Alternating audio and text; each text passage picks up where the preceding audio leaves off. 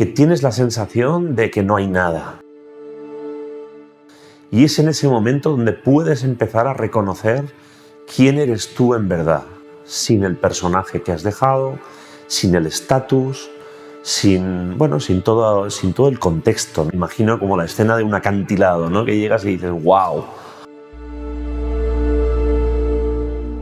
Abajo hay agua, yo sé nadar, pero eso está muy lejos.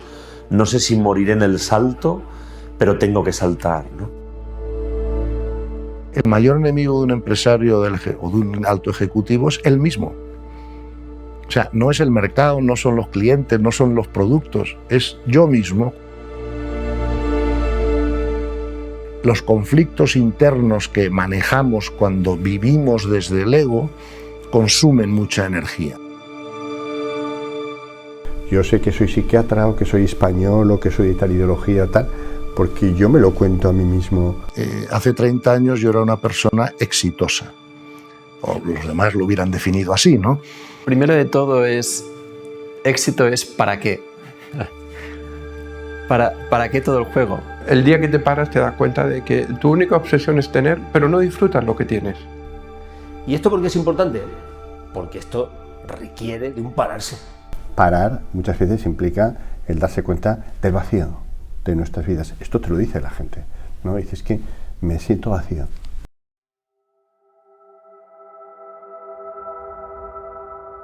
Y yo creo que en el momento del salto es cuando emerge esa luz, ¿no?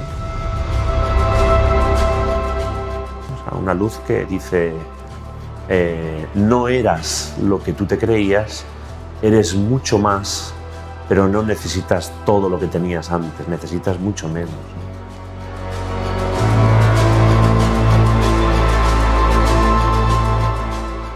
Requiere de un despertar, requiere de un ser humano que tiene que trascender eso, requiere de la transhumanidad.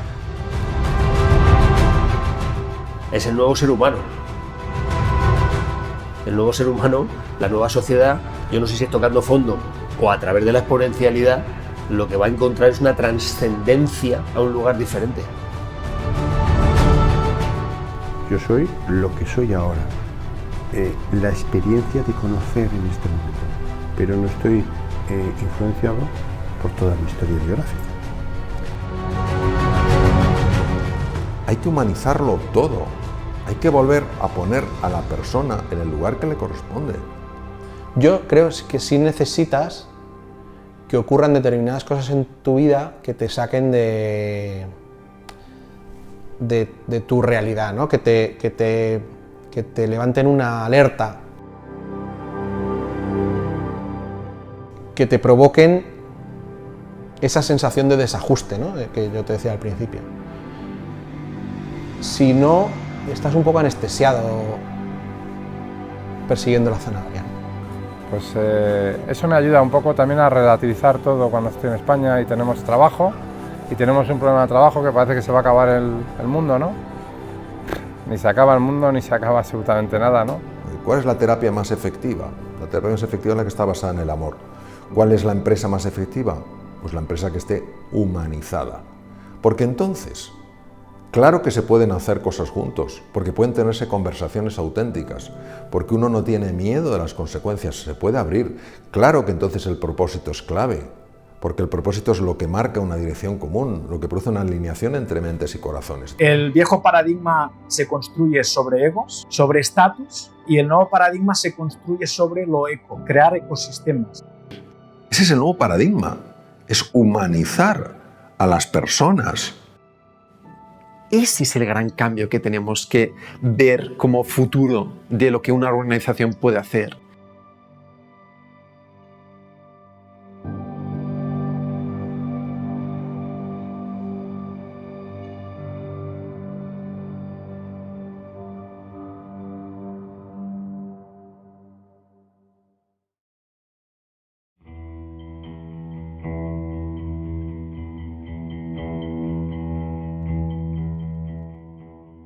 Para hablar del nuevo paradigma, primero tenemos que entender de dónde venimos, ¿no? ¿Cuál es el viejo paradigma? Y el viejo paradigma se remonta a unos cuantos siglos atrás, depende de lo viejo que lo consideremos, se remonta milenios atrás.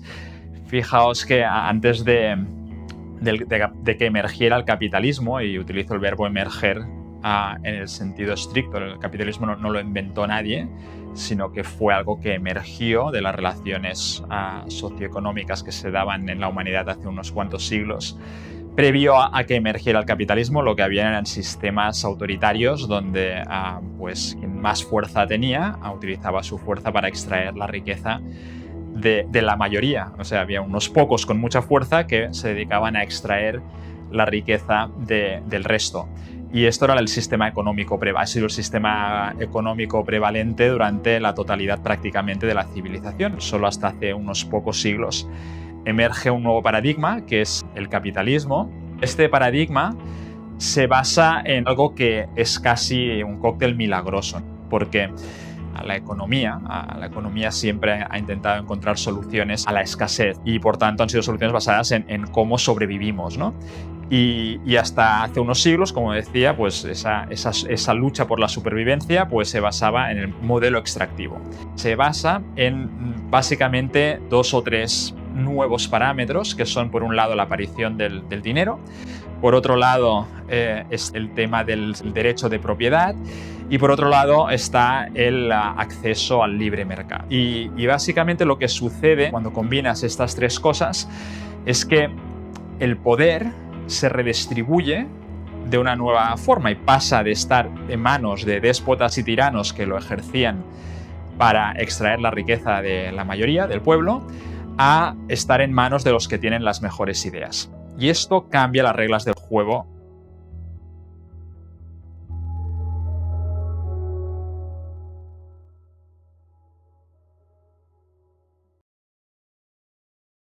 Empresas, como se constituyeron hace ya más de 150 años, el modelo de organización americana, se crearon con todos los derechos que puede tener una persona natural,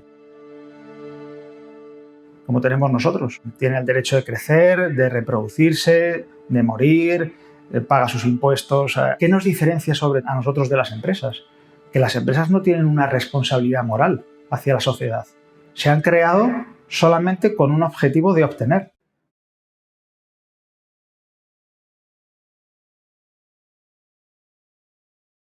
Nuestros abuelos pasaron hambre, los de mi generación. Nuestros padres ya superaron esa situación, pero a base de mucho sacrificio y de cuando éramos pequeños, pues el padre se iba por la mañana y llegaba a última hora de la noche. Y por cierto, solo trabajaba el padre en una sociedad extraordinariamente machista. Y pasamos a la sociedad de ahora en la que pues aspiras a tener mucho. Hasta que te das cuenta de que no estás viviendo, o sea, que te vas por la mañana y vuelves por la noche, encima en un trabajo en el que no te sientes realizado en muchas ocasiones, porque lo que has elegido el trabajo no es en función de tu interés, sino en función de cubrir las necesidades y expectativas económicas. Y el día que te paras te das cuenta de que tu única obsesión es tener, pero no disfrutas lo que tienes. Es decir, ¿yo para qué quiero 4 televisores si no estoy en casa? Los televisores, al final, la sociedad del consumo te genera la necesidad de tenerlo, porque si lo tienen todos los demás, lo tienes que tener tú, porque si no, no estás al nivel que tú consideras. Y tienes muchas cosas que no disfrutas, hasta que te llega ese momento el que tú te das cuenta de que si lo que de verdad tengo es tiempo. Es tiempo que no estoy teniendo porque lo estoy malgastando.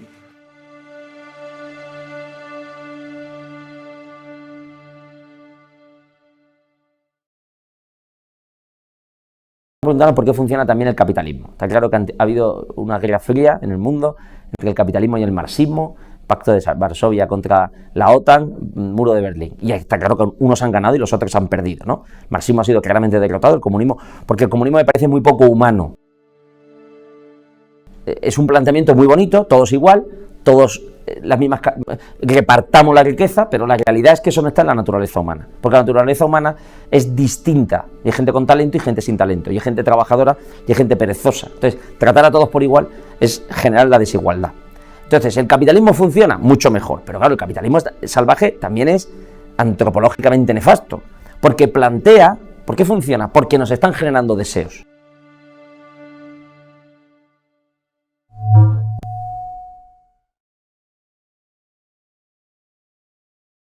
saqué buenas calificaciones, eso me permitió ser admitido en Harvard a hacer un MBA a una edad muy temprana, porque tenía 22 años cuando entré, no tenía experiencia profesional, y cuando terminé el MBA en Harvard, pues decidí pues rechazar, ¿no?, las ofertas de trabajo que me llegaban. Fundé en España una banca privada, que ellos se desarrollan ahí, y además no tenía ninguna necesidad perentoria para hacerlo. Pero llegó un momento en mi vida que vi que ni yo era feliz, ¿no?, ni todos los demás que veía yo a mi alrededor eran felices. Nos dedicábamos a la banca privada, entre otras actividades, y sobre todo dirigida a los que se llaman ultra high net worth, ¿no?, porque también manejábamos dinero de instituciones y no podíamos competir a nivel retail, ¿no? Y bueno, acabamos generando pues mucha amistad con muchos de los clientes, y efectivamente, por mucho éxito material que hubieran tenido en la vida, pues también tenían sus problemas y sus dificultades, y yo pensé que aquí pasaba algo, ¿no? Que la cultura existente, ni siquiera la religión, ¿no?, pues había resuelto este problema de la falta de felicidad personal o paz interior. Y como había tenido la fortuna o correspondencia, ¿no?, de que desde una edad temprana pues me habían ido bien las cosas económicamente, pues tenía los recursos para poder dejarlo y dedicarme a la investigación de esta problemática. Esto es importante para el mundo de la empresa y para los ejecutivos, que lo tienen que comprender, porque mi experiencia como empresario, y estuve 35 años teniendo una experiencia muy intensa como empresario, mi experiencia siempre fue: el mayor enemigo de un empresario o de un alto ejecutivo es él mismo. O sea, no es el mercado, no son los clientes, no son los productos, es yo mismo. ¿Cuántas veces voy yo a la oficina sin estar capacitado para rendir al 100%, porque estoy agotado, porque he discutido con mi pareja la noche anterior, o con mis hijos, o con mis amigos, o porque me he enfadado porque el político de turno? O sea, los conflictos internos que manejamos cuando vivimos desde el ego consumen mucha energía, ¿verdad?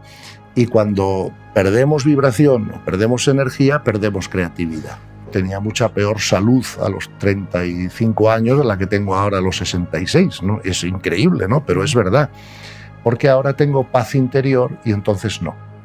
Hace 30 años yo era una persona exitosa, o los demás lo hubieran definido así, ¿no?, pero no era una persona feliz, y desde luego no tenía paz interior imperturbable, ¿no? Y dije, bueno, pues si me ha ayudado a mí, puede ayudar a otros, ¿no? Y empecé poco a poco pues a intentar explicar estas cosas. Y bueno, quise dedicar el resto de mi vida pues al servicio, ¿no?, de poder ayudar a otras personas.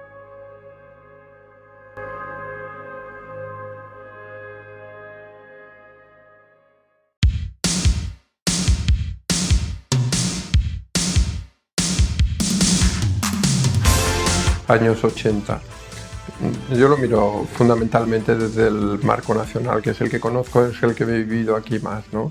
Yo creo que veníamos marcados, somos una generación que viene muy marcada por nuestros padres, que nuestros padres son los hijos de la guerra, de la posguerra. Entonces, cuando se pasa necesidad, el objetivo sobre todo es superar esa necesidad. ¿Y cómo se supera la necesidad? Teniendo.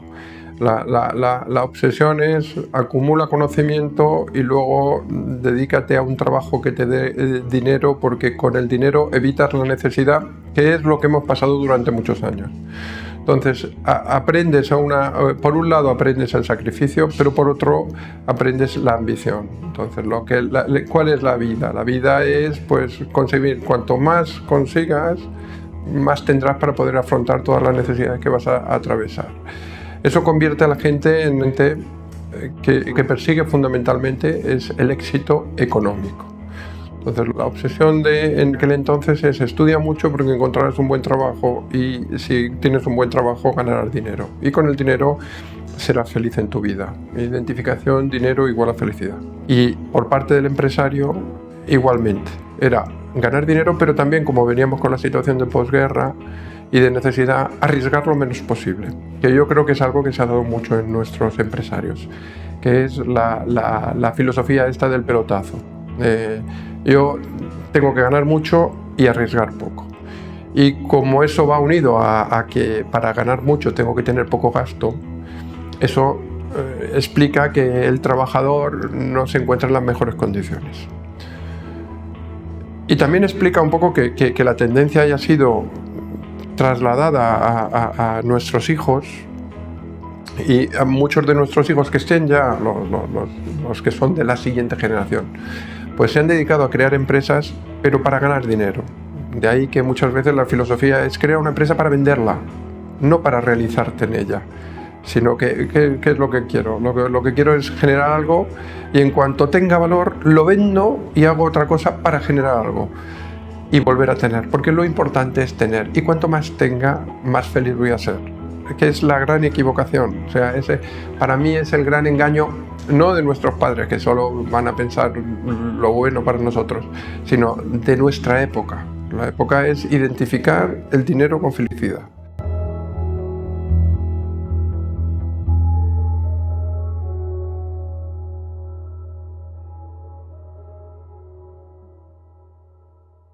Venimos de ahí. Venimos condicionados por una visión empresarial muy cartesiana. Y ahí me remito a la publicación de Frederick Taylor en el año 1901, que tuvo una gran repercusión en el mundo empresarial, gente como Ford. Y grandes empresas multinacionales, las grandes compañías de ferrocarriles, ¿no?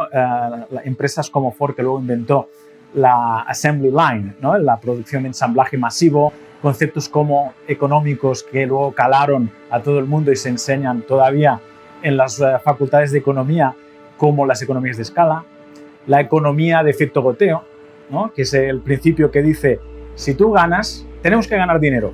A partir de aquí va a ganar primero el que más capital tenga, porque el retorno del capital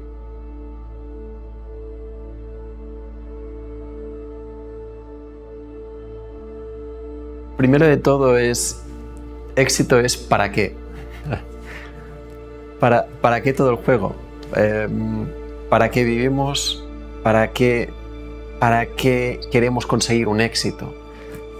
Si el éxito es dinero, entonces el dinero es una energía para conseguir algo. Entonces, finalmente es ¿qué es ese algo que quiero conseguir? Bueno, para mí el éxito lo define cada persona. La sociedad no puede decidir lo que es el éxito. O sea, si una persona considera que alguien es exitoso porque tiene un gran poder, una fama, una fortuna, y esa persona no se siente a gusto, no se siente feliz, llamarle a eso éxito me parece una forma muy limitada de hablar del éxito. Considerar que alguien es un fracasado pues porque parece que no tiene una posición muy relevante o no ha acumulado una cantidad grande de dinero, pensar que esa persona es una fracasada, eso es un error, porque a lo mejor esa persona está llena de ilusión, está llena de felicidad, se siente profundamente querida, se levanta por las mañanas con unas ganas enormes de vivir. Entonces tenemos una economía basada en unos principios que hoy vemos que estos principios ya no funcionan, no son ciertos. Estaban basados en una serie de asunciones, de proposiciones, ¿no? Basadas en que nos vamos a preocupar del crecimiento económico y del resto es igual. Todas las empresas tienen valores. Lo que pasa es que algunos son constructivos, otros son destructivos. Siempre son valores porque es lo que valoramos. Valoramos enriquecernos.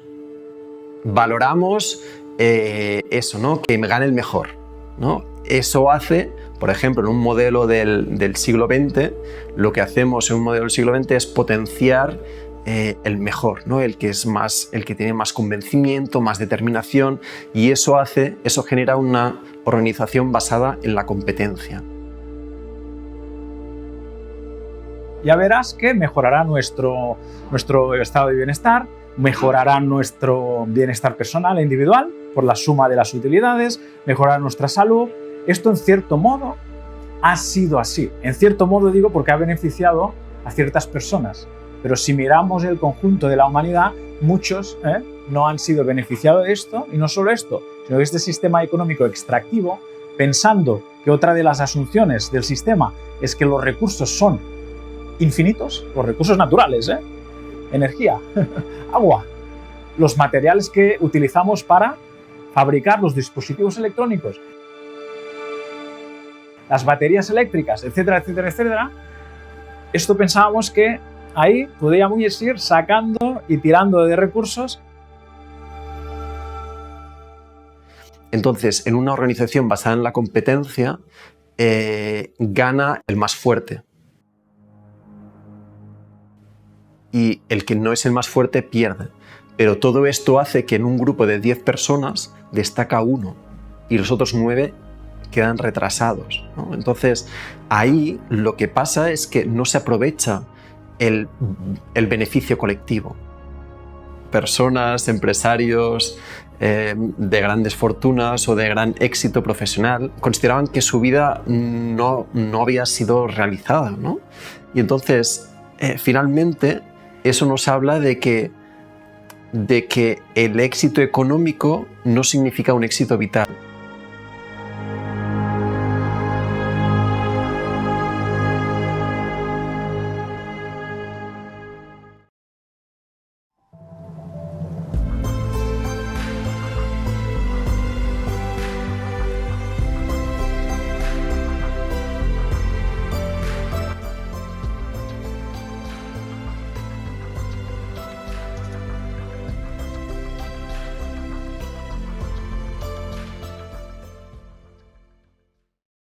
Todos los grandes genios acuden a un espacio creativo, que es un espacio donde se generan las ideas, ¿no? Y eso es lo que distingue a las empresas que Apple, ¿no? Que de golpe ha tenido como puntos geniales, ¿no? Y esos puntos geniales lo diferencian radicalmente de la competencia, ¿no? Pero ¿y si todo el mundo tiene esa capacidad? Mi idea, la idea que yo tuve de hacer Piñatex, bueno, concretamente viene aquí y nada, nadie la entendió. Quiere decir que no era ni el tiempo, ni el país, ni quizás, ¿sabes?, el momento. Me fui a Inglaterra y ¡tac!, se entendió y empecé mi camino muy fuerte. En el mundo de innovación, porque yo vengo de la parte creativa, nunca he encontrado nada más que barreras de gente que no viene del mundo de innovación, pero en este mundo, que es lo que yo me siento bien, nunca he encontrado barreras. Si tienes una buena idea, vas. Es más bien geográficamente, ¿eh? ¿Dónde estás? ¿Estás en un país o quizás en otro? Porque la creatividad tiene mucho que ver con la parte anterior del cerebro, con las regiones prefrontales, lo que se llama el cerebro ejecutivo. Y el cerebro ejecutivo es tremendamente sensible a la situación emocional de una persona. Cuando una persona está ilusionada, cuando una persona está entusiasmada, es mucho más creativa. Cualquier persona con el más mínimo interés en tecnología ha escuchado acerca de la autopista de la información y la convergencia digital, sobre las nuevas formas en las que estaremos utilizando los ordenadores en lo que mucha gente cree será el futuro cercano. Multimedia, ahora básicamente un medio para especialistas, será una forma común de comunicación. Nuestros teléfonos estarán conectados a nuestros ordenadores. Nos traerá videoconferencias globales que parecerán tan comunes. La realidad virtual no será un juguete, sino una herramienta para médicos y otros profesionales. Agentes inteligentes harán el zapping por nosotros en la autopista de la información, devolviendo información que nos ayudará a dirigir nuestros negocios con mayor eficiencia y éxito. Es ese tipo de mundo hacia el cual Apple se dirige con su histórico paso hacia la informática de riesgo. Veremos en este mundo tal como tenemos actualmente una polarización. Las organizaciones que tienden hacia, llamemos, un modelo psicópata, en el sentido de que solo importa el beneficio y que el cómo da igual, entonces esto polariza directamente hacia la competencia, y un modelo de empresas y organizaciones que cada vez apuestan más por vamos a marcar un cambio en el mundo. Entonces será difícil quedarse en medio. Tenemos que ir hacia un lado u otro. Lo que la sociedad se está dando cuenta es del greenwashing, ¿no? una gran campaña de publicidad que hizo Coca-Cola con un indio llorando, ¿no?, de cómo se está contaminando el mundo, ¿no? Y que la propuesta era que generar una fundación, y esa fundación lo que proponía era una forma no reaprovechar las botellas de Coca-Cola, sino generar botellas de plástico, ¿no? Entonces, cómo se generan unas perversiones con un mensaje constructivo, ¿no? Generamos con plástico reciclado, pero cuando antes no había plástico, ¿no? Y no hacía falta, se limpiaban las botellas y era mucho más sostenible. Pero ¿qué pasaba? Que ellos mismos pagaban la limpieza del envase. Ahora quien paga es la gente, ¿no?, la sociedad, con el reciclaje, ¿no? Entonces, todo esto es un ejemplo cómo las grandes organizaciones tienden a mentir, ¿no?, a blanquear su imagen, ¿no?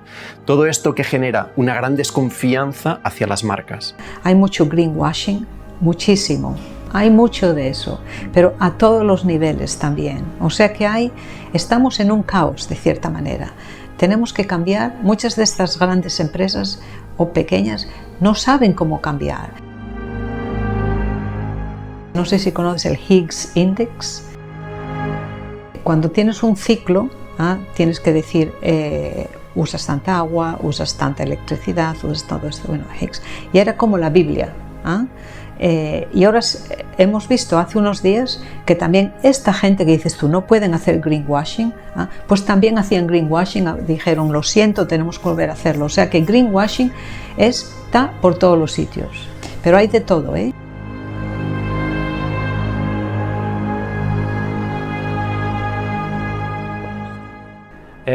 De hecho, el greenwashing ha estado ahí siempre.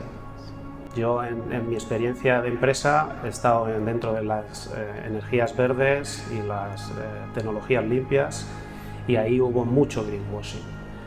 Y al principio lo consideré como algo injusto, luego lo he ido un poco trascendiendo como algo incluso necesario. Una pequeña semilla que al principio parece que va un poco pues cara a la galería, que luego poco a poco va haciendo su efecto y va contagiando, ¿no? En lugar de contaminar, contagia. Y yo creo que eso es bueno hasta cierto punto. Las empresas conscientes y demás, hay mucha gente que se apunta al carro por la moda, ¿no?, que podría considerarse un poco contaminación, pero hay otra gente que gracias a eso empieza a entender o a escuchar, ¿no?, ciertos elementos que empiezan a resonarle, y eso empieza a germinar.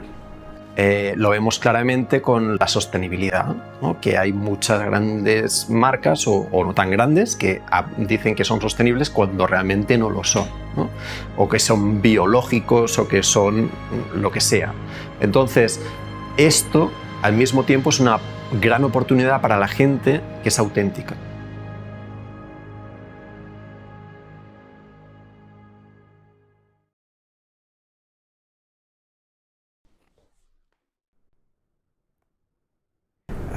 Somos muy poco conscientes la empresa es poco consciente de lo que hace, del impacto que tiene también su manera de comunicar y de hacer marketing, ¿no?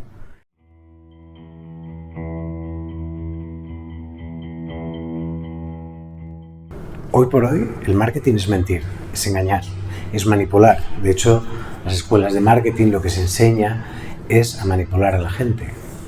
Son trucos psicológicos para engañar al subconsciente de la masa de la gente, para a través de técnicas de manipulación que la gente acabe comprando tu producto. Entonces hay empresas que generan deseos. Yo no soy tonto, viene el Black Friday, cómprate el pantalón, cómprate el iPhone 8, serás feliz si vas a Punta Cana, si te compras un mejor coche, si tienes aire acondicionado, si tienes todas las plataformas de películas. Y resulta que uno alcanza todo eso y sigue amargado. El papel de la empresa es vender, y eso está claro, porque tiene ánimo de lucro. Las empresas no son ONGs, pero a partir de ahí hay maneras y maneras, ¿no? Con que el marketing, que es lo que yo he venido haciendo toda mi vida, básicamente consistía en machacar la autoestima de la gente. ¿Y por qué nos venden eso? Hombre, porque hay unas fuerzas brutales donde gastan centenares de millones para generarnos esos deseos. Y claro, es muy difícil. Tú lo notas si te vas a un sitio donde no estés sometido a esa publicidad. Si fueras capaz de apagar el móvil y no ver la tele. Entonces te darías cuenta como dices, ay, por Dios, ya tengo paz. Tú no vales, tú no eres suficiente. Necesitas estas gafas de sol, este coche, este viaje para valer. Porque sin estas cosas, sin estos bienes materiales, tú no vales, no vales por ti mismo, no eres suficiente, ¿no? Yo puedo mostrarte un producto y hablarte de las bondades de mi producto, o puedo manipularte para que acabes pensando que sin este producto tú no vales para nada.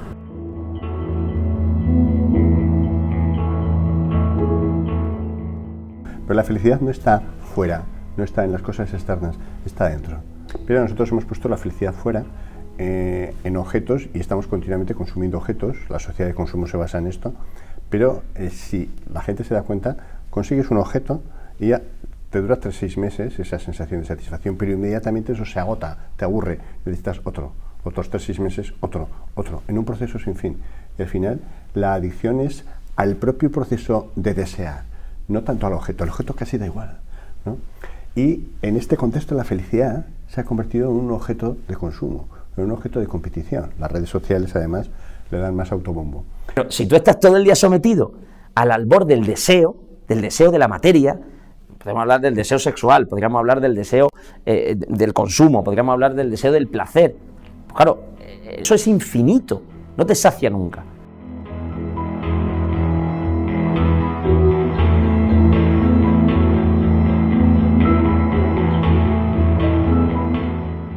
Bueno, la sociedad y la cultura del tener creo que hace años que llevan inculcándonos que el tener y el poseer va ligado a la felicidad.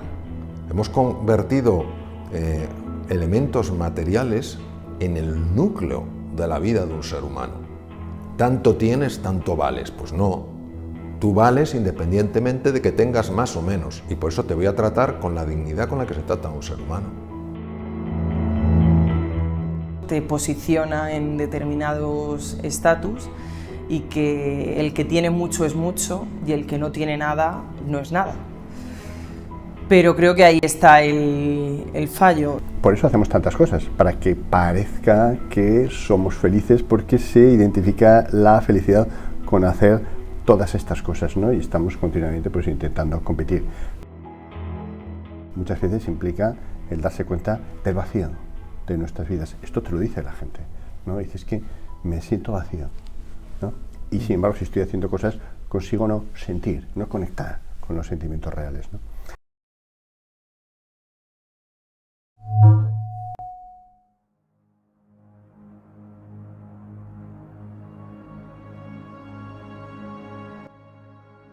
Yo siempre he sido una persona curiosa y me ha gustado siempre cuestionarme el por qué hago las cosas, ¿no? No tanto si me siento bien o si me encuentro bien haciéndolas, porque en general soy una persona que he vivido y he sido educado en un ambiente, en un clima de estar al servicio de, ¿no? Y de entregarte a los demás y de hacer las cosas para que las cosas sucedan, etc.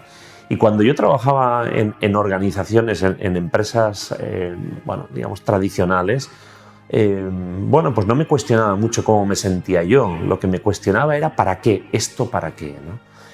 He trabajado en distintos sectores, aunque más recientemente en el sector de la educación, desde una mirada de la industria y del sector educativo, ¿no? El mundo editorial, el mundo de los libros de texto, el mundo de los contenidos, las plataformas educativas, etcétera, etcétera, ¿no? Esa dinámica, ese ritmo, hace que en un momento dado te preguntes ¿para qué? ¿No? ¿Para qué este próximo plan estratégico? Y las respuestas que encuentras a tu alrededor para ser más rentables, para crecer, para tener más capacidad económica, para poder invertir, ¿no? A mí esas respuestas me dejan, llega un momento en que me dejan como descorazonado, ¿no? Es verdad que he trabajado muchos años en el ámbito de los recursos humanos, de la gestión de personas, y hace ya algunos años que en el mundo de las organizaciones y de los recursos humanos se empezó una reflexión sobre la necesidad de una mayor conciencia o consciencia del para qué de las organizaciones, ¿no? Hace ya unos años que empezaron a surgir reflexiones, libros, tesis sobre empresas con alma, ¿no? Yo esto lo detecté hace pues como unos 10 años, ¿no? Y aquello de las empresas con alma, empresas con futuro, me tocó. Dije, uy, empresas con alma, ¿qué quieren decir, no? Y entonces empecé a leer, a interactuar con personas que vivían esta reflexión y a hablar con ellos, ¿no? Y a interesarme, y a estudiar. Y te das cuenta que desde esas reflexiones, cuando observas lo que ocurre en muchas organizaciones empresariales, las culturas que se generan en un entorno empresarial no favorecen ni el crecimiento, ni el desarrollo, ni por supuesto el bienestar de los profesionales que están en ella, ¿no? En ocasiones a veces uno tiene la sensación de que tienen más bienestar los que están arriba de la pirámide jerárquica que los que están abajo. Pero con el tiempo y cuando tienes el privilegio de estar en la parte alta de esa pirámide, te das cuenta que tampoco los que están arriba tienen bienestar. Hay personas que viven en ese estatus y que son muy infelices, ¿no? Y que cuando hablas de lo que les preocupa, ya no de la empresa, etcétera, sino de lo que les preocupa en la vida, pues les preocupa el sentirse queridos. Es decir, la preocupación tiene más que ver con el amor, tiene más que ver con el reconocimiento. Es decir, hasta aquí hemos llegado, ¿qué otra cosa podría hacer? Y a partir de ahí tienes que prospectar, ¿no? Tienes que prospectar, vale, entonces si esto que estoy viviendo no, entonces ¿qué? Y ahí para mí llega un momento crucial de este proceso y es un momento de vacío. Es un momento de cierto silencio exterior e interior, ¿no?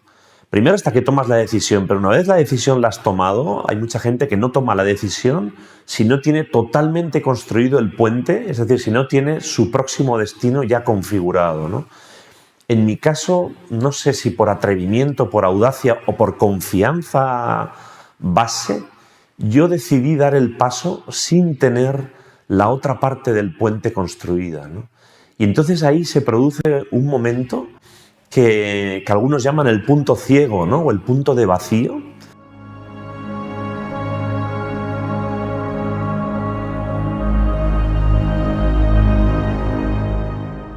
Que tienes la sensación de que no hay nada, Y es en ese momento donde puedes empezar a reconocer quién eres tú en verdad, sin el personaje que has dejado, sin el estatus, sin todo el contexto. Me imagino como la escena de un acantilado, ¿no? Que llegas y dices, wow. Abajo hay agua, yo sé nadar, pero eso está muy lejos. No sé si moriré en el salto, pero tengo que saltar, ¿no? Y yo creo que en el momento del salto es cuando emerge esa luz, ¿no? O sea, una luz que dice, no eras lo que tú te creías, eres mucho más, pero no necesitas todo lo que tenías antes, necesitas mucho menos, ¿no? Este es un poco el momento mágico para mí.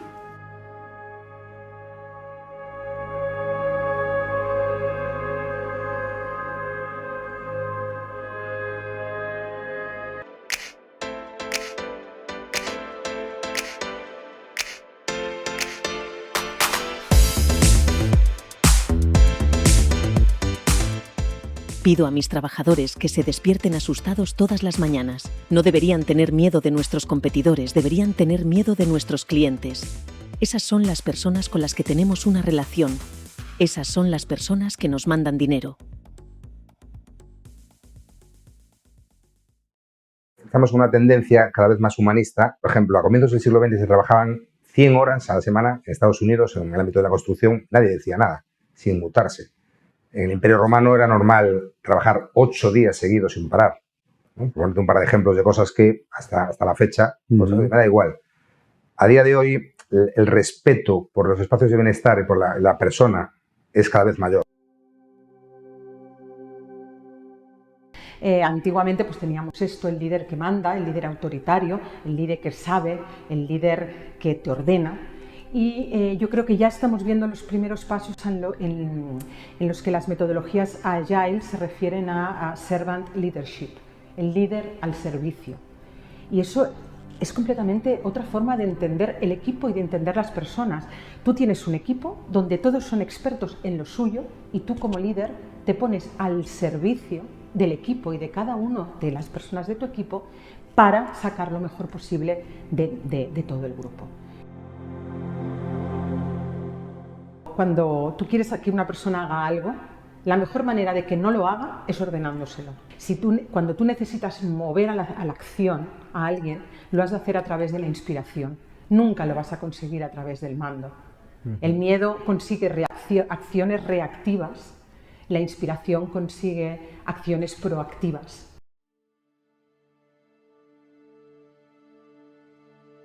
A medida que los procesos son más rápidos y la complejidad es más alta, la forma tradicional de manejar la mayor velocidad y la mayor complejidad es trabajar más y más y más y más, ¿no? Correcto. Pero eso tiene un límite. ¿Por qué? Porque nosotros podemos hacer crecer la complejidad y la velocidad mucho porque contamos con microprocesadores. ¿Sí? Los microprocesadores pueden tener un grado de complejidad y de velocidad incapaz para el cerebro humano. Nuestro cerebro no sigue la ley de Moore. Nuestro cerebro no duplica su velocidad cada 6 meses. Nuestro cerebro tiene la misma velocidad desde hace 50.000 años. Entonces, vamos a llegar a un momento en el cual la velocidad y la complejidad es más alta de la que podemos manejar. ¿Eso cómo se resuelve? Con más cerebros. Ya no hay, antes, cuando yo empecé a trabajar, te podías encontrar una persona que tenía el conocimiento completo de una fábrica. Yo recuerdo en la primera fábrica que trabajé, el jefe de fábrica se lo sabía todo, tenía toda la fábrica metida en la cabeza. ¿Vale? Ahora es imposible. ¿Por qué? Pues porque hay muchísimos automatismos que van con microchips. Entonces, ahora la única forma de manejar esa complejidad es con muchos cerebros. Pero esos muchos cerebros tienen que estar coordinados. Entonces, habilidades como el diálogo, la escucha, el respeto, la colaboración son mucho más importantes. Pero eso todavía no nos hemos adaptado a ello.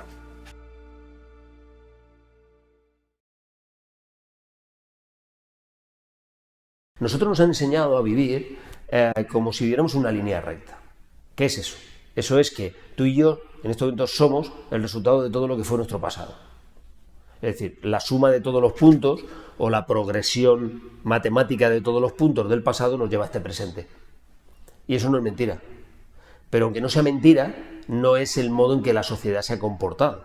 Ni cada uno de nosotros en el tiempo de vida que estamos aquí en este mundo conocido es lo que vivimos. ¿Por qué? Es fácil de entender.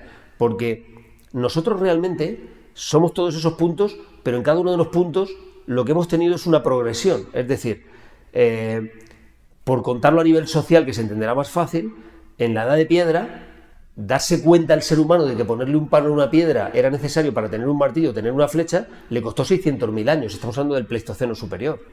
Pero en el año 1903 los hermanos Wright consiguieron que un avioncito de madera, que no era ni siquiera un avión, una bicicleta de madera con unas alas, se levantara del suelo 10 metros y se desplazara 100 metros, 100 sin tocar el suelo, y solo 13 años después, no 600.000, el Barón Rojo en París ya estaba bombardeando en la Primera Guerra Mundial con una avioneta a París.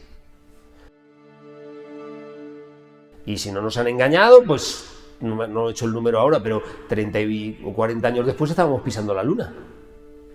Eso es exponencialidad. Tú en tu vida, cada uno de nosotros, también los puntos que vives son exponenciales. El talento nuestro crece de forma exponencial. Nuestro modo de entendernos en la vida es exponencial. Lo que nacemos y somos hoy, cuando tenemos 50 o 60 años, eso es exponencialidad pura. Cuando uno está en su punto máximo casi se va a morir, y entonces es cuando tendría la exponencialidad máxima, ¿no? La vida exponencial no es lo mismo que la vida en línea recta. ¿Y esto por qué es importante? Porque en su conjunto también la sociedad, lo que está cambiando realmente es el ritmo con el que el cambio cambia. Lo repito, lo que realmente está cambiando, que se llama volatilidad o exponencialidad, es el cambio con lo que el ritmo de cambio está haciendo que se produzca lo nuevo que llega. Es decir, exponencialidad o volatilidad es entender que lo que verdaderamente cambia es el ritmo del cambio. Se puede entender de una forma muy rápida, y es que ¿cuántas veces se actualiza una aplicación en un móvil nuestro? A veces es varias veces al día. ¿Cómo nos actualizamos nosotros de rápido también como seres humanos en el mundo en que vivimos? ¿Y esto por qué es importante? Porque esto requiere de un pararse. Requiere de un despertar. Requiere de un ser humano que tiene que trascender eso. Requiere de la transhumanidad. Es el nuevo ser humano, que es de lo que estábamos hablando, Alex. Es del nuevo ser humano. El nuevo ser humano, la nueva sociedad, yo no sé si es tocando fondo o a través de la exponencialidad, lo que va a encontrar es una trascendencia a un lugar diferente.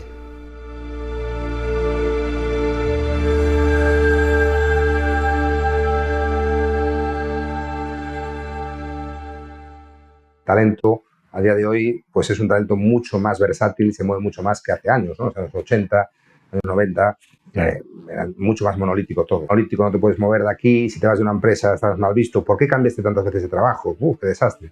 Eso a día de hoy no sucede.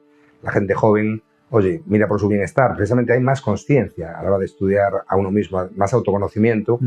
Oye, yo quiero viajar, yo quiero conocer la vida, quiero vivir la vida de una forma mucho más plena. Vosotros miran para atrás, muy bien, os sacrificasteis, tenéis vuestro valor, pero yo no quiero esa vida para mí. Y eso cada vez está también permeando más en las empresas. Y los líderes más jóvenes valoran mucho más el bienestar, la felicidad, etcétera, y por lo tanto es mucho más sencillo una introducción a gente joven que una introducción a gente más mayor, que suele haber una, ¿sabes? Una animadversión mayor a la hora de hablar de estas cosas, ¿no? A ver, lo que pasa no solo es en las empresas, sino es en toda la sociedad. Hay un fracaso masivo de las instituciones. ¿Y por qué hay un fracaso masivo en las instituciones? Porque la velocidad de los cambios es más alta de la velocidad de las instituciones de adaptarse a los cambios, ¿no? Pongamos las instituciones de gobierno del país, por decir algo, ¿no? ¿Qué estamos viendo? Que los gobiernos están desconectados de lo que quieren las personas, ¿no? Eso da pie a populismos o derivas antidemocráticas hacia totalitarismos, que es una desconexión.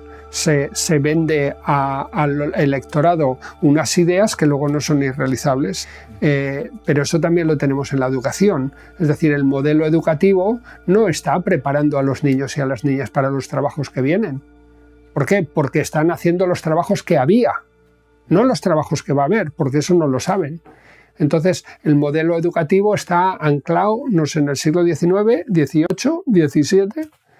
El modelo sanitario resiste un poco mejor, pero también está bajo mucha presión, y una prueba de ello es que los estudiantes de medicina tienen burnout, los médicos tienen burnout, los pacientes cada vez se quejan más y el coste a la sociedad va aumentando.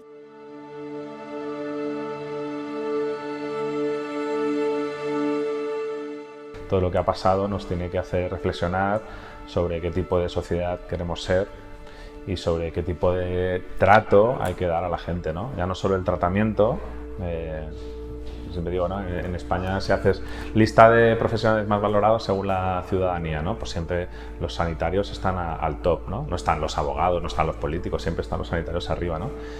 Pero el sistema que tenemos con ese error de diseño hace que la gente sufra. Y sufren los pacientes porque no se les escucha, sufren las familias porque no están en el proceso o no les dejamos estar en el proceso, y sufrimos los profesionales por un montón de motivos, ¿no? Ratios de personal, sueldos bajos, alta necesidad de capacitación y de mantener pues un estudio toda tu vida, ¿no? Porque las enfermedades, el manejo de las enfermedades va progresando. Y al final, si tú estás todos los días enfadado, pues te conviertes en eso, en un profesional del enfado, y al final eso tú lo sufres, ¿no? Y por eso esas altas tasas de desgaste entre los profesionales sanitarios. ¿Qué hay que hacer? Cambiar el sistema. O sea, hacer esa atención centrada en la persona, no en las enfermedades. Tenemos que renovar todas esas instituciones, pero todo va cambiando tan rápido que es muy difícil y estamos acercándonos a un fallo institucional masivo y eso hace que la gente esté quemada.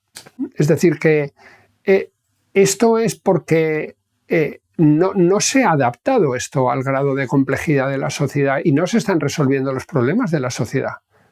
La sociedad lo que tiene que facilitar es que las personas encontremos aquello que nos ayude a ser felices, que no ponga obstáculos, que no haga veredictos. Entonces, yo creo que eso está pasando y eso genera unos síntomas y uno de los síntomas es aumento de desencanto, irritación e insatisfacción, que además alimenta ese sistema. A gente más insatisfecha, más presión, menos capacidad de dialogar, ¿no? Más irritación, más confrontación. Así que está difícil. Cuando una persona, sea una empresa, sea una sociedad, se siente visto y tratado como una persona, está mucho más contenta, tiene mejor salud, genera mejores resultados. Cuando una persona se ve cosificada, se ve como un medio para conseguir un fin, aumentar los beneficios, se ve reducida en su dignidad. Y eso produce una tensión que se traduce en pobres resultados, en insatisfacción personal y laboral, en pérdida de salud, etcétera, etcétera. Entonces, lo que hay que buscar es algo que parece tan básico y resulta tan escurridizo a veces, es humanizar.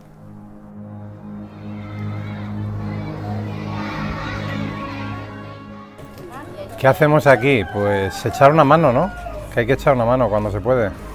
Y bueno, pues yo creo que eso es lo que hacemos, básicamente.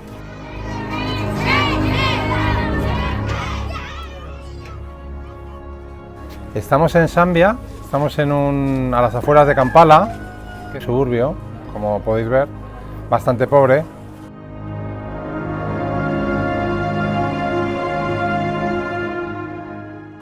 En el que venir al cole para los chavales es la oportunidad de comer todos los días, básicamente. Y estamos aquí pues a eso, a echar una mano de lo que se puede. Pues mira, voy a ser sincero, porque a mí, de manera egoísta, me llena. Muchas veces sé que lo hago por los demás, lo hago por los chavales, pero yo me doy cuenta que a mí me ha hecho mejor persona y me ayuda mucho en mi día a día. También me ayuda mucho a entender pues, que no tenemos problemas en España. Entonces, cuando pensamos que tenemos problemas, aquí ya has visto que el único problema es la comida todos los días y que a partir de ahí les preguntas y ellos dicen que no tienen problemas, ¿no? Pues eso me ayuda un poco también a relativizar todo cuando estoy en España y tenemos trabajo y tenemos un problema de trabajo que parece que se va a acabar el mundo, ¿no? Ni se acaba el mundo ni se acaba absolutamente nada, ¿no? Aquí sí que empieza todos los días el mundo y acaba el mundo, ¿no? Entonces, bueno, pues eso es lo que me ayuda principalmente.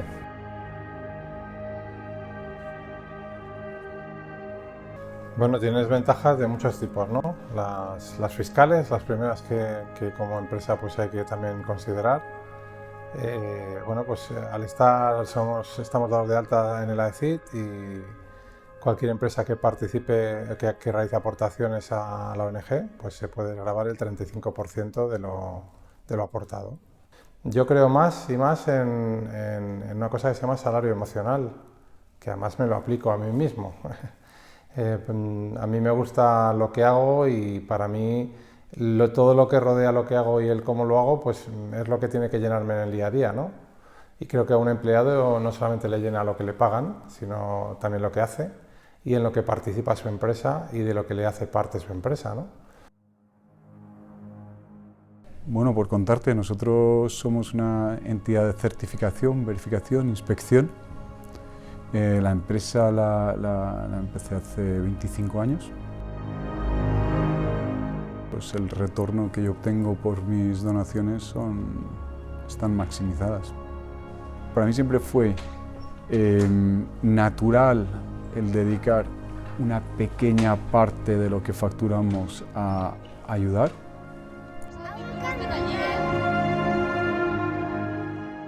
de mis recursos, cuantos más lleguen a convertirse en comida y horas de formación posible, mejor.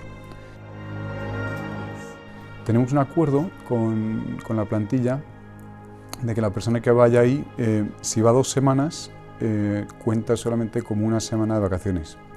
Y además luego tiene una bolsa de viaje de 500 euros para gastos.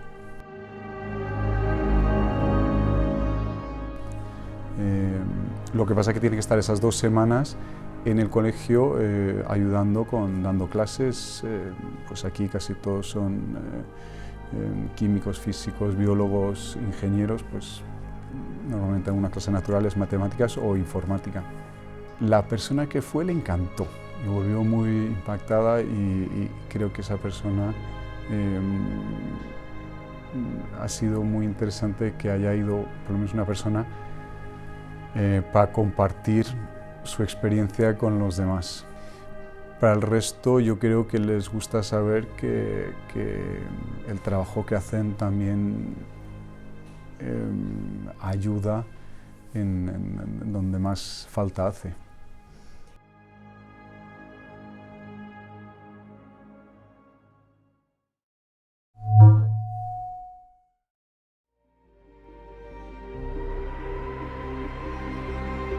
Bueno, yo hasta el año 2019 pues tenía una vida profesional, la verdad es que intensa, lo que cualquiera consideraría una vida profesional maravillosa, porque bueno, yo trabajo en Telefónica, que es una gran compañía, y había tenido una carrera, pues bueno, para mí bastante buena, que trabajar en el mundo de las ventas, y hasta en 2019 estaba como gerente de ventas en una unidad comercial de grandes clientes. Un trabajo fantástico, que sigue siendo fantástico,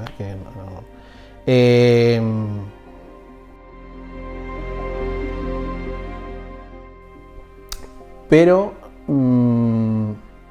por una serie de cosas que ocurrieron en mi vida, pues empecé a replantearme determinadas cosas, ¿no? Esto fue un proceso de tiempo, que no fue un factor, fueron muchos factores. Factores que tenían que ver con mi familia, factores que tenían que ver con mis amigos, también factores que tenían que ver con el ámbito profesional. Y el caso es que empezaba a haber algunos desajustes, temas que tenían que ver también con mi salud, con mi edad, con, bueno, muchos temas, ¿no? Y el caso es que, bueno, yo notaba que había cosas que no estaban bien, ¿no? Que se estaban desajustando. Estos desajustes, sin ser ninguno determinante, se iban acumulando, ¿no? Yo creo que algunos muy relevantes,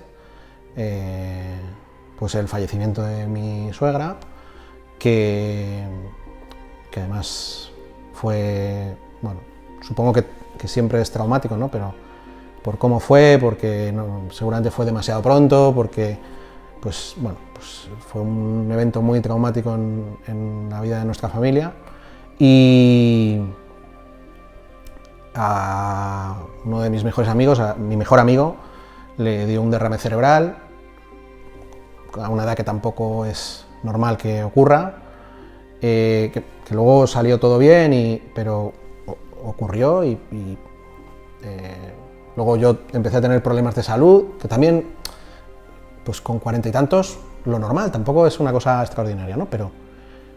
Pero ocurrió en ese mismo tiempo. Mis padres, que ya tienen una edad, pues también empiezas a ver pues, que tienen sus achaques y sus cosas, que pasan alguna vez por el hospital, bueno, que alguna vez te tienes que enfrentar a la idea porque ya son muy mayores y que les puede pasar algo en cualquier momento. Bueno, una serie de reflexiones que se unen a llevar mucho tiempo también haciendo un trabajo que, siendo maravilloso y que lo sigo pensando que lo es, pues lo llevo haciendo ya 8 años y bueno,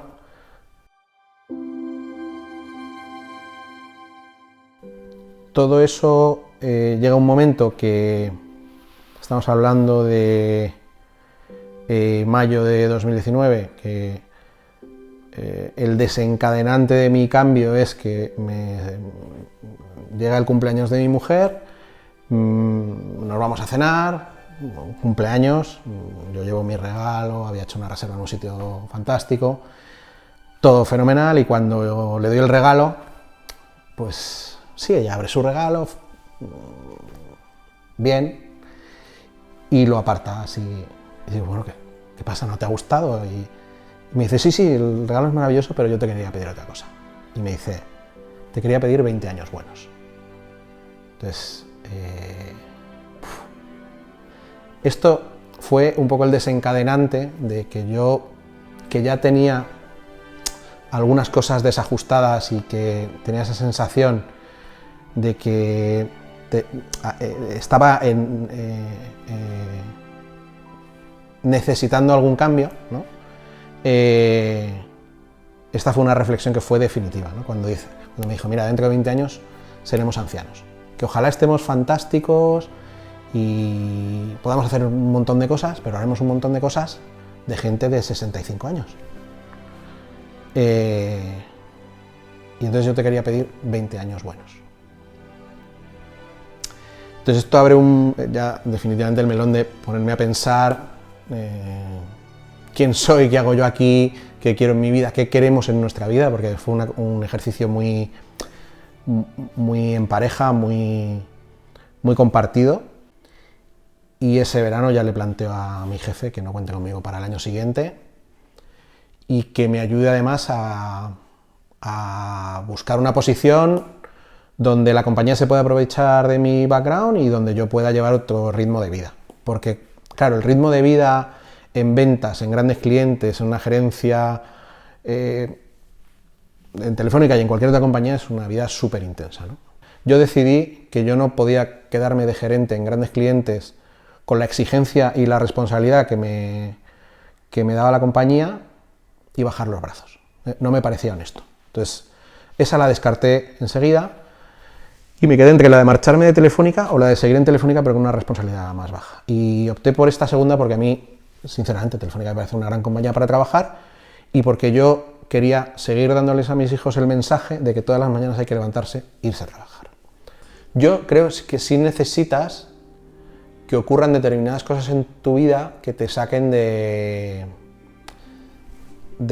tu realidad, ¿no? Que te levanten una alerta, que te provoquen esa sensación de desajuste, ¿no? Que yo te decía al principio. Si no, estás un poco anestesiado persiguiendo la zanahoria, ¿no? Y luego lo siguiente es gestionar el ego. Claro, ser gerente de ventas en Telefónica mola mucho. Bueno, es fantástico. Pero tú no eres eso. Yo hice físicamente el ejercicio de ponerme desnudo delante de un espejo para tener claro lo que yo soy, y es eso que ves en el espejo, y todo lo demás es guarnición del plato. Entonces, que te puede parecer muy importante la guarnición, pero es guarnición. O sea, el plato principal es lo que ves en el espejo. Y eso es lo más difícil de gestionar.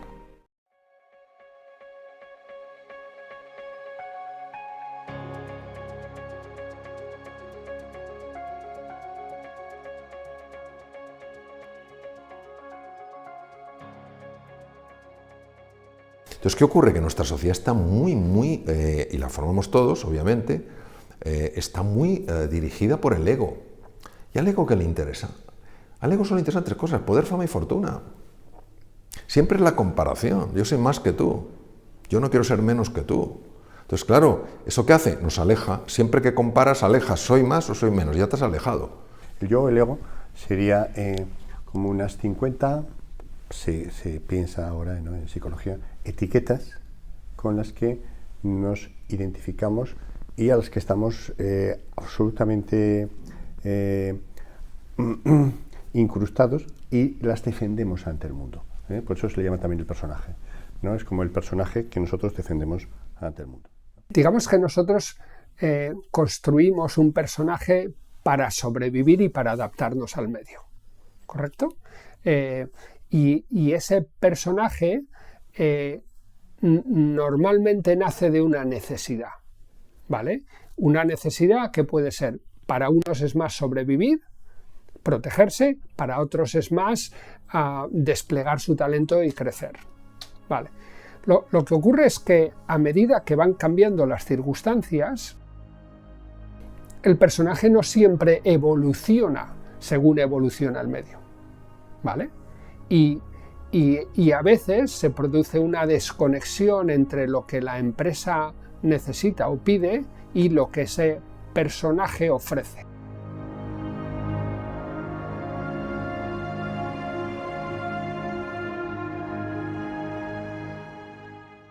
Lo que te hacía sentir bien, en qué rol y en qué ambiente y con qué personaje te identificas tú para sentirte importante, para sentirte que aportas algo, que haces algo significativo. Al final, todos buscamos un poco eso, ¿no? El encontrar nuestro lugar en el mundo y hacer algo que sea significativo y tener una consideración y tener un respeto. Colocarte el personaje para salir a trabajar. ¿Qué ocurre además en los ambientes profesionales? Que los rasgos de la personalidad se exacerban mucho. Y muchas veces yo me encuentro sola o quizás solamente dos mujeres en una reunión con todo hombres. Además, muchas veces son hombres Caucasian, blancos, mayores y que creen que lo saben todo y casi siempre que conocen mucho a financia y todo eso, pero no piensan más que aquí, ¿me entiendes? Muy intelectual, muy materialista. La relación con el ego no es cancelar el ego, no es anular el ego, es equilibrar el ego, es entenderte tú con el ego. El ego, que es ese producto resultado de no entenderte bien con tu mente, es el que necesita el equilibrio. Entonces, cuando yo me convierto ves en los distintos modelos de jefe, ¿no? Tener un jefe muy no sé qué ejemplo ponerte, un jefe que hace todo muy bien, que tiene unos estándares de calidad muy altos, que es muy exigente, muy cuidadoso, pues todo tiene cara y tiene cruz. Puede resultar un jefe que sea muy poco empático, que sea muy exigente, que sea muy crítico, que no motive al equipo, o el que está buscando, el que es el motor y está buscando constantemente nuevos retos, nuevos proyectos, reconocimientos, ser el número uno. Pues al final, cuando mira atrás, se da cuenta de todo lo que ha dejado por el camino, porque está tan enfocado en obtener esa imagen, en ese éxito, que a lo mejor el equipo no está implicado porque no se siente visto, no se siente reconocido. O sea, al final, en el trabajo, este personaje también nos va a condicionar mucho el éxito laboral, porque muchas veces nos vamos tropezando con piedras muy similares a lo largo de nuestra vida profesional y no sabes muy bien por qué no te funciona, y eso tiene que ver con esa parte que no te estás dando cuenta, porque todo tipo de personalidad te aporta un montón de cualidades, pero también te aporta un montón de cosas que tienes que vigilar y que tienes que trabajar. Uno de los temas interesantes sería esto. He hablado en algún momento de que hay una mente en modo hacer, que es la que estamos habitualmente hablando siempre con nosotros mismos. Esa mente va ligada a un tipo de yo, que le llamamos yo biográfico. Es decir, es un yo que está continuamente hablando consigo mismo. Es decir, yo sé que soy psiquiatra, o que soy español, o que soy de tal ideología, tal, porque yo me lo cuento a mí mismo con mi diálogo interno. ¿Me explico? Sin embargo, cuando por efecto de la meditación, de la espiritualidad, como queréis llamar, nos vamos acercando progresivamente a la mente en modo ser, en la que apenas hay diálogo interno, ese yo biográfico cambia, y de hecho hay estructuras neuroanatómicas que son diferentes y se han identificado, cambia de ese yo biográfico, que es el estándar para la mayor parte de la gente, a un yo experiencial. Es decir, como no hay diálogo interno, yo soy lo que soy ahora, la experiencia de conocer en este momento, pero no estoy influenciado por toda mi historia biográfica. ¿Qué hace el mindfulness por una empresa? Yo siempre distinguiría la jerarquía, es decir, las personas que realmente son líderes en la organización. Creo que el mindfulness les puede aportar muchas cosas. Principalmente conexión consigo mismos y conexión con la organización, de una forma mucho más íntima y mucho más real. Uno de los problemas para mí del liderazgo en muchas organizaciones es la poca calidad de su escucha. ¿Y por qué escuchan poco? Pues porque están demasiado imbuidos, demasiado intoxicados con su propio cháchara mental y sus propios deseos o miedos sobre las cosas. Vale, así que en el tema del liderazgo, mindfulness aporta capacidad de escucha, conexión y mejora en la calidad de la toma de decisiones. En el resto de la organización, para mí mindfulness aporta reducción de estrés, bienestar, mejor ambiente de trabajo, creatividad, ese tipo de cualidades. Esto puede ser desde cosas sencillas como regulación emocional, antes o después de una reunión con rituales, puede ser cosas un poco más sofisticadas, ¿vale? Como introducir algunos elementos del mindfulness en algunos procesos de toma de decisiones o de diálogo.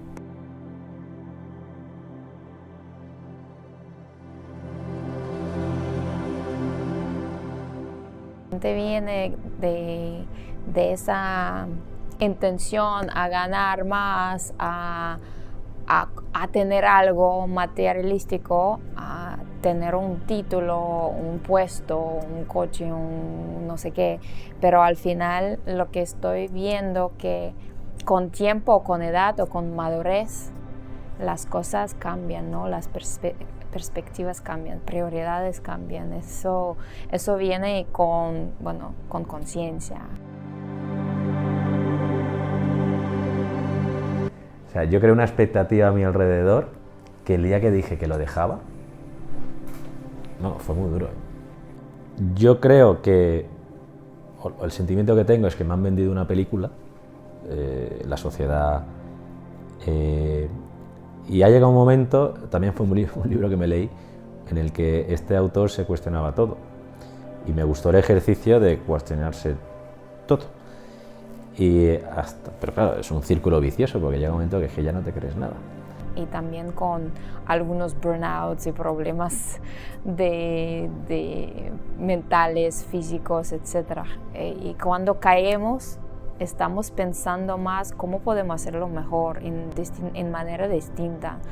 Lo que yo sufrí a los 32, yo viví la vida que, entre comillas, te ponen como idílica, y empecé a vivir mi vida. O sea, yo ahí noto como una especie de romper con todo a los 32 años y hacerlo a mi manera. La intención es cómo podemos ganar todo eso, desarrollar negocios, comunidades, familias sin tanto esfuerzo y sin tanta necesidad materialística, porque cuando hacemos lo que es el propósito de verdad, las cosas materialísticas vienen después. Ya. Yo he leído, como todos, ¿no? Que la felicidad no es la meta, sino el camino, ¿no? Yo me acuerdo cuando me propuse la meta del dinero, yo leí El Secreto, que es el más conocido, ¿no? de estos, ¿no? Y me puse un cheque de una cantidad le hice y lo miraba todas las mañanas, pero además era un cheque grande. Ya llegaba ese cheque. Y claro, tú dices, joder, pues yo pensaba, cuando puse el cheque, yo pensaba que iba a dar saltos de alegría. Digo, he llegado a ese cheque. Y no en revés, eso es lo que como veo. Y el cambio de paradigma, si no sea con edad de madurez, es con, el cambio de lo que vemos ahora en el mundo, ¿no? Mucha gente ha cambiado su forma de ser, de tener a una mentalidad de abundancia. Yo a veces me veo como una hormiguita, ¿sí? Eres una parte de la cadena, de la especie, que trabaja para... Y yo me veo una pequeña cadenita de esta especie humana que necesita evolucionar. Pero me queda tan simple todo eso que que es una de para mí, mis grandes preguntas.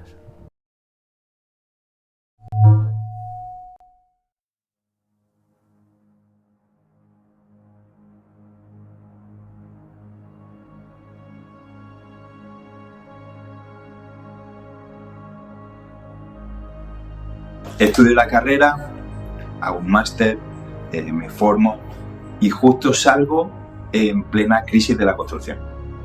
Y a los pocos meses me ofrecieron ser el director de la delegación de Madrid. Es cierto que ahí fue cuando empecé a conocer lo que es el estrés a nivel profesional y ahí fue cuando inicié mis primeros pinitos en la pintura.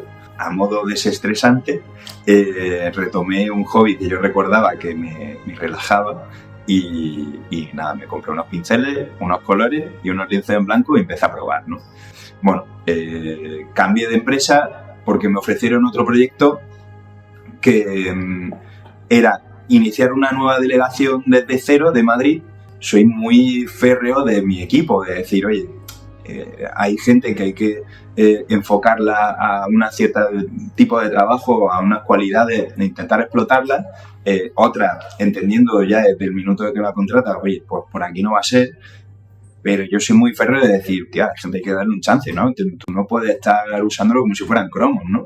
Y aparte, yo comprobaba que precisamente en es cierto que a mí no me temblaba el pulso si yo tenía que despedir a alguien que no funcionara y no daba los números, pero no entendía el despedir por despedir. Y llegó un momento en el que había varias etapas en las que tenía muy buen equipo y no necesitaba prescindir de nadie y era simplemente para meter miedo. Y me obligaban a decir, no, es que lo tienes que despedir. Y yo decía, pero es que, ¿a quién despido? Pero si es que todos son buenos en un área específico y esto está funcionando ahora mismo muy bien. Equipos que están funcionando y que están a pleno rendimiento, de pronto, oye, no, hay que despedir a uno. O sea, a mí me descolocaba eso en exceso. Aparte que esto no venía aislado, esto venía con una política desde el propietario de la compañía que era súper agresiva. O sea, conmigo también aplicaban ese miedo. Y con todos los compañeros y además era como ya un miedo entendido que así funcionaba la empresa, ¿no? Y tiene que haber buena sintonía. Entonces, no puede ser dictatorial. O sea, no concibo gestión de empresa dictatorial. A ver, para mi modo de ver no me representa, no era capaz tampoco de gestionarlo, no era nada cómodo para mí. Cuando tomé la decisión de marcharme de esa empresa yo había tocado fondo. O sea, sentía que me había generado una inseguridad brutal, que no tenía capacidad de tomar buenas decisiones, me dejaba llevar por absolutamente todas las decisiones en las que antes peleaba y no estaba de acuerdo, ahora decía todo sí, no sé, había entrado en ese bucle negativo. ¿Qué me pasó? El catalizador fue, como había empezado a pintar, yo veía que la pintura me generaba tan bienestar, o sea, tal sensación de tranquilidad, todo ese estrés que me venía en la cabeza, esa negatividad, desaparecía. Se convertía en un lienzo en blanco mi cabeza, ¿no? Entonces, el simplemente estar pensando en pintar, dije, tío, hay una sensación que me gusta y que yo tenía cuando estaba trabajando al principio. Y esta no es y cuando vengo a la oficina, es la opuesta. Necesito volver a eso. No sé cómo, pero necesito volver a eso. No fuimos conscientes hasta que llegó el confinamiento. En ese confinamiento la verdad es que el hecho de estar comiendo bien, bebiendo poco alcohol o nada, pintando todo el día, de pronto mi creatividad empezó como a multiplicarse. Ese desarrollo de pronto, un poco por petición de la gente que me veía en los directos, decía, oye, pues esos dibujos que haces, ¿por qué no los pasas a una camiseta? Y bueno, pues yo decía, bueno, una acuarela en una camiseta un poco difícil, me voy a comprar un iPad y lo hago en digital y ya directamente eso sí es factible. Compré un iPad en pleno confinamiento, que tardó un par de semanas en llegar y empecé a aprender a pintar todo esto con vídeos de YouTube. Pues una cosa llevó a la otra, o sea, fue como súper orgánico, no te sé decir cómo, o sea, no había un plan preestablecido, pero de pronto una cosa llevó a la otra. Ese momento, además recuerdo cuando se lo dije, no tenía ningún plan. tampoco, simplemente era el feeling, tenía tal energía positiva, o sea, todo eso que se habla del confinamiento, Dios mío, depresión, bajón, todo mal, pelea, no sé qué, yo lo estaba viviendo como la mejor etapa de mi vida. O sea, fue como el momento de pronto haber silencio y empezar a pensar en mí y en lo que de verdad me gustaba y en lo que de verdad me llenaba. Y nada, hice un plan de negocio en el que desarrollé, pues, primero una marca de ropa. Ahora que me he salido de esa línea, quiero de verdad explotarla al máximo. Qué apasionante, ¿no? Es decir, no todo el rato voy a hacer lo mismo hasta que me muera, ¿sabes? O sea, hasta que me jubile, sino que voy a ir viendo qué es lo que de verdad me atrae y qué es lo que de verdad me apetece hacer.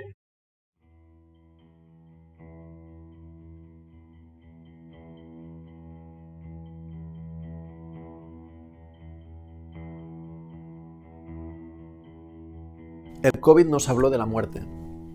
Nos dijo, hey, que no sabes si mañana estarás vivo. Y esto nos hizo replantear las cosas. Decir, ¿tiene sentido? Además, nos regaló unos meses en casa, que estuvimos, quieras que no, reflexionando, ¿no? Sin interacciones sociales, viendo como un mundo distinto, ¿no? Y vimos un poco de Apocalipsis Now.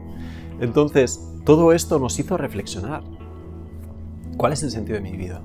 ¿Para qué? ¿Tiene sentido estar trabajando 10 horas, 12 horas al día para ganar dinero? Hay un fenómeno que es muy preocupante en el mundo de las empresas ahora, que se llama como la gran dimisión, que ha ocurrido en Estados Unidos, pero que también ocurre en Europa, y es que hay mucha gente que está a disgusto con su trabajo. Y ese estar a disgusto tiene un coste. Uno de los costes es, hay una pérdida de talento y hay puestos que no se llegan a cubrir. Y hay personas que están viviendo en, no lo sé, niveles de pobreza porque prefieren ser pobres que estar maltratados en el trabajo. Yo, como muchos otros, ¿no? En un momento de mi vida vi que mi vida era ganar dinero para hacer ganar dinero, pero que no tenía ningún valor para mí. O sea, yo no aportaba nada al mundo, solo era un mecanismo de dinero. Es decir, prefieren un maltrato, porque la pobreza es un sistema de maltrato, frente a otro maltrato. Entonces esto nos tiene que hacer replantear el modelo organizativo. Entonces, esta gran renuncia es esa visión de que colectivamente nos hemos dado cuenta de que hay algo más, ¿no? Es un pequeño despertar de la humanidad, ¿no? Porque es bastante global, el sentido de que necesitamos algo más. Y por lo tanto, bueno, pues como organizaciones tenemos que tenerlo en cuenta, porque cada vez la presión a ir hacia unos valores y una forma de trabajar y un propósito será más grande.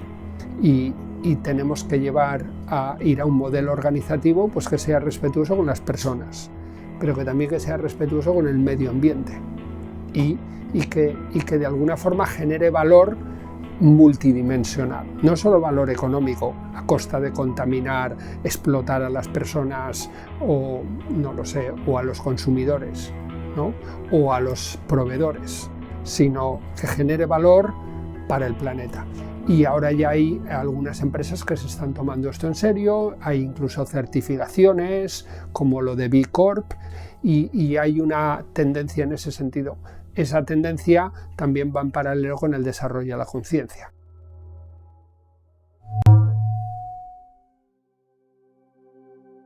Vengo de un mundo de los negocios, de la pelea continua, del día a día, de la presión, de un mercado complejo, que es el mercado farmacéutico, pero hay muchos muy complejos, pero este es uno de los complejos, de dirigir equipos de más de 300 y 400 personas, con todas las dificultades que eso tiene. Cualquiera que esté escuchando lo que estoy diciendo en este momento se puede dar cuenta en un tipo que podría clasificarse técnicamente como de ejecutivo, ¿no? de la época de la gomina en el pelo y de una forma diferente de ser.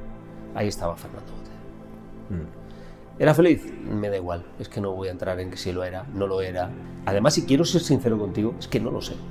¿Puedo entenderme a mí mismo cuando miro atrás con aquel Fernando Botella de esa forma de hacer las cosas y tal? Pues sí, puedo entenderme con él, porque soy yo. Pero no sería nunca más así. De hecho, no lo soy ahora. Cuando yo tomo tantas decisiones en mi vida de cambio, en un momento determinado, tiene que ver con entender que ya no estaba bailando la vida. O sea, algo me faltaba. Algo no estaba centrado en lo que yo necesitaba estar, ¿no? Y es ahí cuando uno empieza a cambiar. Pero claro, uno no cambia de un día para otro y dice, y mañana ya me levanto por la mañana y soy un tío muy espiritual, que me levanto y medito, que me voy con Andrés Martín, que le hemos nombrado que me enseñe cosas, que me busco los mejores libros que hayan esto en el mundo entero y leerlos. No, este no es el camino. Por lo menos no es mi camino. Mi camino es un descubrimiento poco a poco. Mi camino es muchos años estando con mucha gente y mucho tiempo, y eso sí que lo mantengo de toda mi vida, mucho tiempo intentando entender al ser humano. ¿Y por qué estudié eso? Pues porque ya entonces me gustaba cómo se comportaba el cerebro humano, la mente. Si a mí me preguntan quién soy hoy, pues soy una persona que nada tiene que ver con el que fui, probablemente no seré el que seré mañana. Es decir, al final cada uno de nosotros estamos en un estadio diferente de nuestra historia. Bien, pues esto hace que yo vaya poco a poco avanzando para llegar hasta donde estoy, y me queda tanto camino por hacer que diría que he hecho el tramo del 10%. Y eso es donde yo me veo, Alex, yo me veo ahí, nada más. En realidad no soy un ejecutivo y un hombre que se dedique al mundo de la mente o de la espiritualidad. He fusionado eso en una persona que no puede vivir una cosa sin la otra, y que lo llevo a todas las conferencias que doy, a todos los sitios. Te acababa de contar hace un rato que vengo esta mañana de hablar sobre mente de crecimiento y tal, y he empezado hablando del agradecimiento y lo que ha significado las semillas importantes. He hablado de la aceptación, he hablado de lo que significa tener una mente abierta a lo nuevo y al cuestionamiento de la realidad. Es decir, que yo he conseguido en mi vida, y creo que es una grandísima suerte, que no exista esa dualidad, o sea, que esté fusionado en mi trabajo de una forma cotidiana donde las dos capas no son capas, viven juntas. Entonces, claro, lo vivo con mucha felicidad y mucha alegría, porque eso es lo que he conseguido.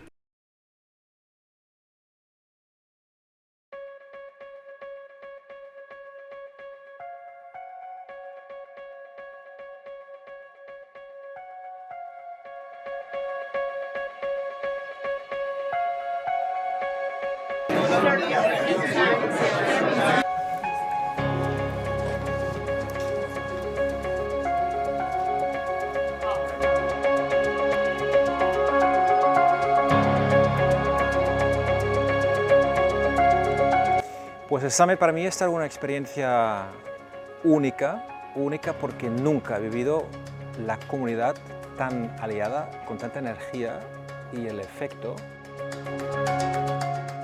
es que se multiplica la energía cuando se reúnen unas personas con intenciones similares, con un propósito compartido.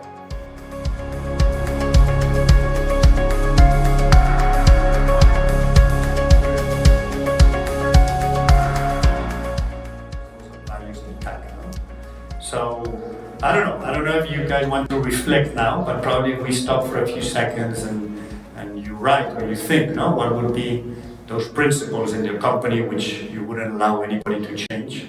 Bueno, yo había trabajado en el mundo de la moda durante muchos años, acabé muy harto, decidí que me quería dedicar al mundo de la sostenibilidad, estuve como 2 años intentando buscar una fundación que realmente tuviera los recursos para hacer un impacto grande. No fui capaz de encontrar esa fundación, creo que todavía no existe en Madrid. Y decidí, bueno, que algo sabía de moda, porque no intentaba crear una marca de moda que fuera sostenible. Me pareció que lo más sostenible era conseguir utilizar recursos naturales del planeta, y por lo tanto el reciclaje era una opción. Bueno, yo creo que para las compañías pequeñas que nacemos ya con un propósito muy claro, pues es mucho más sencillo, ¿no? Yo creo que es verdad que existen cientos de miles de compañías, que además son grandes compañías, que hoy en día tienen que hacer una transformación, ¿no? Yo, si les tuviera que pedir algo, no se lo pediría tanto a sus directivos, sino a sus accionistas. Yo creo que, desgraciadamente, muchos de estos directivos no tienen la capacidad ni el apoyo para tomar esas decisiones que saben que son las correctas, pero que les miren demasiado cortoplacistas, ¿no? Entonces, para aquí mi deseo sería que los accionistas entiendan que para que haya una transformación, ellos son los primeros que tienen que ayudar a que esa transformación se haga. Y luego, desde luego, en el mundo de la moda, aquí hay un problema de modelo de negocio, pero también hay un problema de consumismo. Yo creo que no podemos seguir compro tiro, una moda nueva cada jueves, descuento, promoción, Black Friday. Esto no funciona, ¿no? Yo creo que el consumidor tiene que decidir. No puedes estar manifestándote por cambio climático el viernes y el sábado salir con 14 camisetas, ¿no? O sea, yo creo que esto no funciona, ¿no? Y hay que empezar a tomar decisiones que sean coherentes la una con la otra. Desde luego, desde el sector de la moda tenemos que volver a reformular un modelo de negocio que hace mucho que no funciona.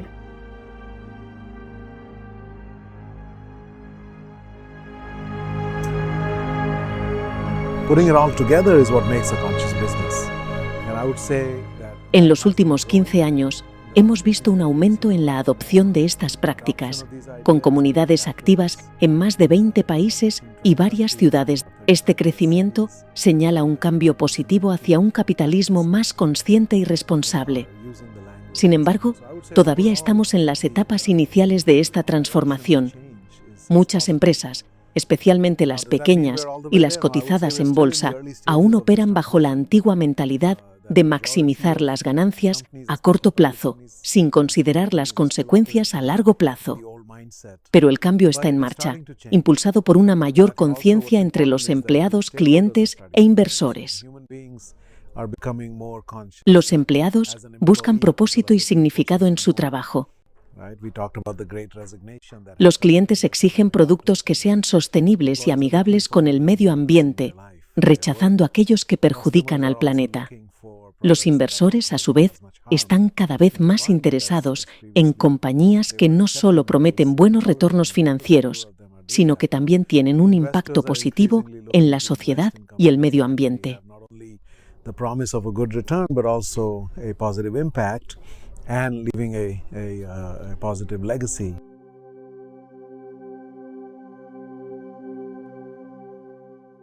Inicié 2 empresas en Silicon Valley y estaba en el lugar correcto en el momento adecuado. A pesar de comenzar en una oficina modesta con muebles de segunda mano, nuestras empresas estaban en el corazón de las comunicaciones digitales justo cuando Internet comenzaba a despegar.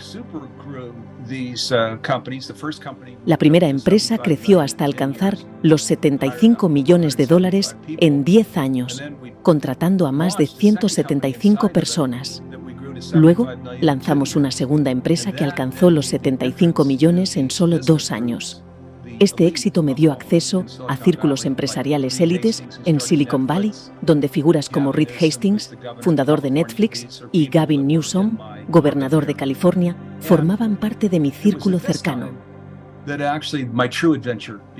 Pero la verdadera aventura comenzó después, y no se trataba solo de negocios o de volar en aviones privados, aunque eso fue, sin duda, una experiencia asombrosa para alguien joven como yo.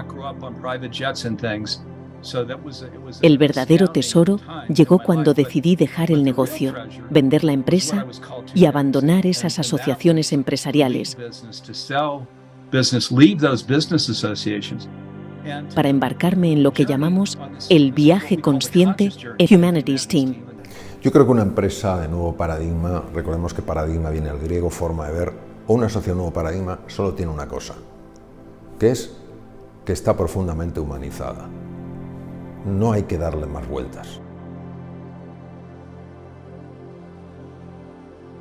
El viejo paradigma se construye sobre egos, sobre un crecimiento infinito, sobre la acumulación material, sobre estatus.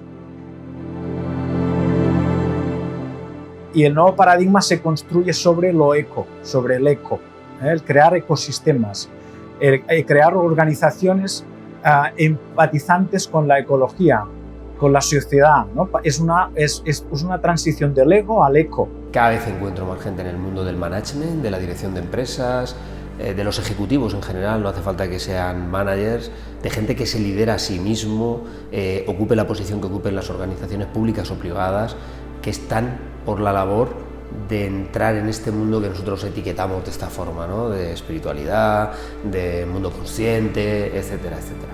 Se puede hacer comunicación honesta y transparente, sin manipulación, sin precios tachados, sin letra pequeña, sin últimas plazas, sin un esto costaba 2.000, solo hoy te cuesta 100. Basta ya de todo esto. Creo que la gente, primero yo como usuario estoy harto, creo que la gente también lo está, y creo que cuando la gente conecta con esa vulnerabilidad y esa honestidad, lo valoran. Empieza a haber organizaciones que están descubriendo que cuando anteponen su propósito de existencia al beneficio de sus accionistas, al final lo que consiguen es que sus accionistas se beneficien a largo plazo, porque las empresas resultantes son mucho más sostenibles a largo plazo, y al mismo tiempo están generando mucho más valor para la comunidad, ¿no? Mientras hablamos van pasando cosas. El otro día leía, por ejemplo, que el fundador de Patagonia ha decidido donar su empresa a una organización que se va a dedicar a fines del bien común en general, ¿no? Y que de hecho lo ha estructurado todo para que todos los beneficios que genere esa organización se destinen a finalidades que beneficien a la comunidad y que nadie se pueda lucrar con eso, ¿no? Si tú lo que persigues es el beneficio del colectivo, lo que obtienes es también beneficio personal, pero sin destruir valor común.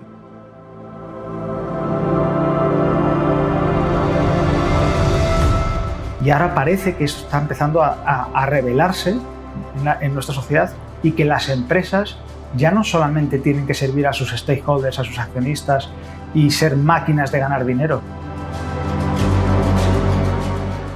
Humanizar a las personas, a las empresas, es decir, que nos veamos como fines en nosotros mismos, no como medios para conseguir cosas. Entonces, esto es como lo que hablábamos antes, ¿no? ¿Cuál es la terapia más efectiva? La terapia más efectiva es la que está basada en el amor. ¿Cuál es la empresa más efectiva?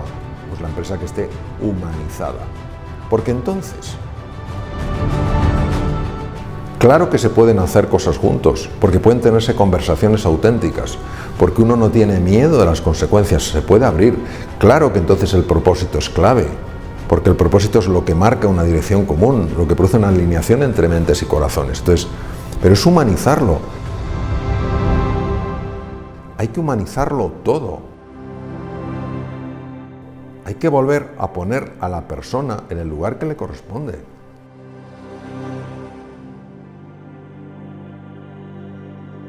Que tengo el privilegio de ser padre de 3 pequeñas almas alegres, y toda mi experiencia pues he querido plasmarla en crear un mundo mejor para nuestros hijos. Y en este camino te encuentras a muchas personas increíbles, y entre ellas, pues un grupo de ellas, pues decidimos crear algo que fuera encaminado a cambiar un poquito pues el paradigma actual a nivel de empresas, ¿no?